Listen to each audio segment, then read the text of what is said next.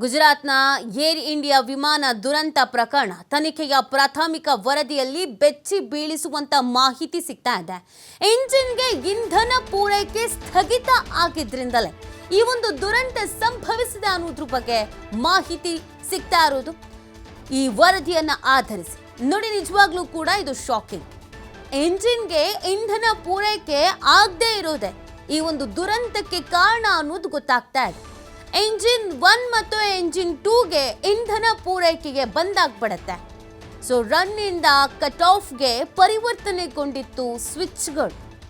1 second ಒಳಗೆ run ಇಂದ cut ಆಫ್ಗೆ ಪರಿವರ್ತನೆ ಆಗ್ಬಿಡುತ್ತೆ. ಎಂಜಿನ್ 1 ಮತ್ತು ಎಂಜಿನ್ 2 ಇಂಧನ ಕಟ್ ಆಫ್ ಸ್ವಿಚ್ಗಳಾಗ್ಬಿಡುತ್ತೆ.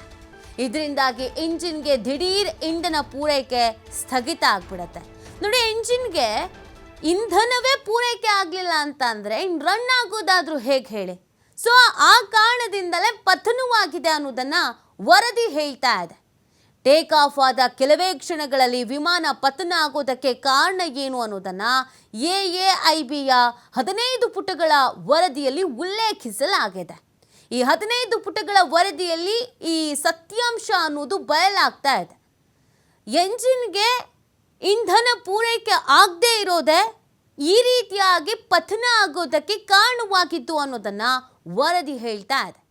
ಟೇಕ್ ಆಫ್ ಆದಂಥ ಕೆಲವು ಸೆಕೆಂಡ್ನಲ್ಲಿ ದುರಂತ ಸಂಭವಿಸಿ ಬಿಡತ್ತೆ. ಗುಜರಾತ್ನ ಏರ್ ಇಂಡಿಯಾ ವಿಮಾನ ದುರಂತ ಹಲವು ಪ್ರಶ್ನೆಗಳಿಗೆ ಕಾರಣವಾಗಿತ್ತು. ಯಾಕೆ ಹೀಗಾಗಿರ್ಬೋದು? ಏನಾಗಿತ್ತು? ಹವಾಮಾನ ವೈಪರೀತ್ಯ ಆಗಿತ್ತಾ ಅಥವಾ ಹಕ್ಕಿ ಏನಾದರೂ ಡಿಕ್ಕಿ ಹೊಡೆದಿತ್ತಾ? ಈ ಪ್ರಶ್ನೆಗಳೆಲ್ಲವೂ ಕೂಡ ಆಯಿತು. ಇದೀಗ ವರದಿಯನ್ನು ನೀಡಲಾಗಿದೆ. ಸುಮಾರು 15 ಪುಟಗಳ ವರದಿಯಲ್ಲಿ ಕಂಪ್ಲೀಟ್ ಆದಂಥ ಮಾಹಿತಿಯನ್ನು ನೀಡಲಾಗಿದೆ. ಯಾಕೆ ಹೀಗಾಯಿತು ಅನ್ನೋದನ್ನು ಈ ವರದಿ ಉಲ್ಲೇಖಿಸಿ ತಿಳಿಸ್ತಾ ಇದೆ. ಎಂಜಿನ್ 1 ಮತ್ತು ಎಂಜಿನ್ 2 ಎರಡಕ್ಕೂ ಕೂಡ ಇಂಧನ ಪೂರೈಕೆ ಆಗಿಯೇ ಇಲ್ಲ.